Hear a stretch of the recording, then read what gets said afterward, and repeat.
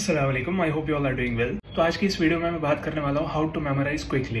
तो ये वीडियो बहुत ही ज़्यादा इंपॉर्टेंट है बिकॉज देखो आपके जो बोर्ड एग्जाम्स है उसमें ऑब्वियसली ज़्यादा से ज़्यादा हमारे पास क्या रहता है, थ्योरेटिकल पोर्शन रहता है। खासकर अगर मैं जेके बोर्ड्स की बात करूँ, अगर सीबीएसई की बात करें वहाँ पे तो न्यूमेरिकल पोर्शन ज़्यादा रहता है, लेकिन अगर हम बात करें जेके बोर्ड्स की वहाँ पे आपका जो थ्योरेटिकल पोर्शन है वो ज़्यादा रहता है, राइट। और इस वीडियो में मुझे एंड में बहुत ही इंपॉर्टेंट बात बोलनी है, सो इस वीडियो को एंड तक जरूर देखना। सो अगर मैं बात करूँ, मैं 4 टिप्स बताने वाला हूँ आप कैसे जल्दी से जल्दी आंसर को याद कर सकते हो। अब अगर मैं बात करूं पहली टिप की, वो है रीड आउट लाउड। देखो जब हम याद करने बैठते हैं ना, हम यूजुअली क्या करते हैं, हम अंदर अंदर से पढ़ते हैं। लाइक यहाँ पे कुछ भी लिखा है हम अंदर से पढ़ेंगे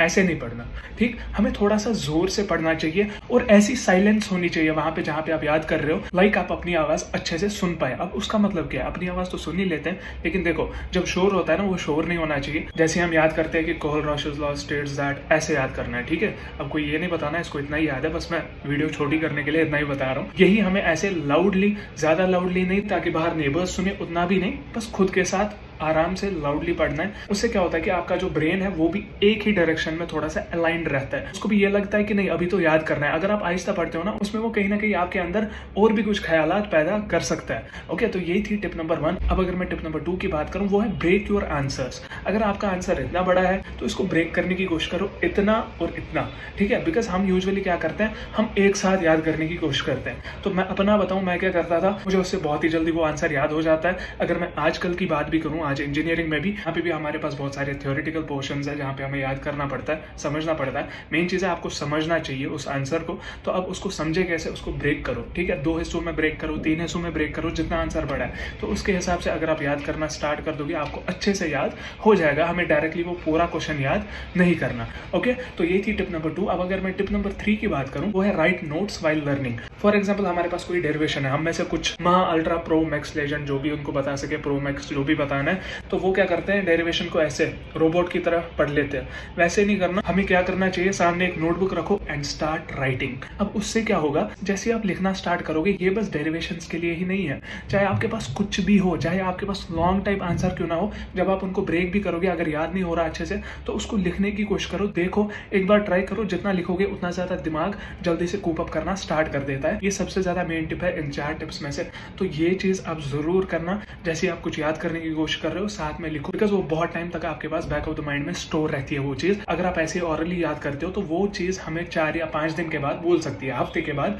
भूल सकती है। अब अगर मैं बात करूं चौथी टिप की, वो है हैव इनफ स्लीप। पिछली वाली वीडियो में मैंने ये बताया था डोंट ओवर स्लीप, एंड इसमें है हैव इनफ स्लीप। अब इन दो का जोड़ है आपस में।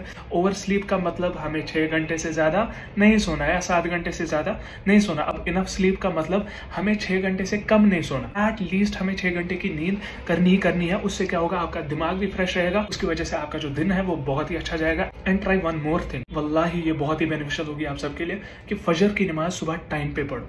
अब सुबह टाइम पे मतलब 10 बजे नहीं, जितने बजे फजर होगी वहां पे, देखो यहाँ पे तो 5:40 है, आई डोंट नो वहां पे क्या टाइमिंग होगी अभी, तो जब भी फजर टाइमिंग होगी उसी टाइम फजर नमाज पढ़ने की कोशिश करो। वल्लाही आपके दिन की जो गारंटी है वो अल्लाह ताला खुद लेंगे, और उस दिन आपको लगेगा कि मेरा जो आउटपुट है वो बाकी दिनों के कंपैरिजन में बहुत ही ज्यादा निकला है। तो ये थी बात, हम जल्दी से जल्दी कैसे याद कर सकते हैं। जो मुझे अब इंपॉर्टेंट बात बतानी है, जो बहुत सारे पूछते हैं कि पेपर की डिफिकल्टी लेवल क्या होगी, देखो मैं आपको बताना चाहूँ, इस चीज पे भी ये मैटर करेगा कि आपको टाइम कितना मिला। आपको 1.5 साल मिला लगभग, मतलब 1 साल से तो ज्यादा ही मिला आपको प्रिपरेशन करने के लिए, तो उसके बेसिस पे पेपर मॉडरेट तक जा सकता है। अब उसका मतलब ये नहीं कि आपके सवाल जो है वो आउट ऑफ सिलेबस आ जाए, ऐसा कुछ नहीं होगा। आपके जो भी सवाल होंगे वो आपके सिलेबस में से ही आएंगे।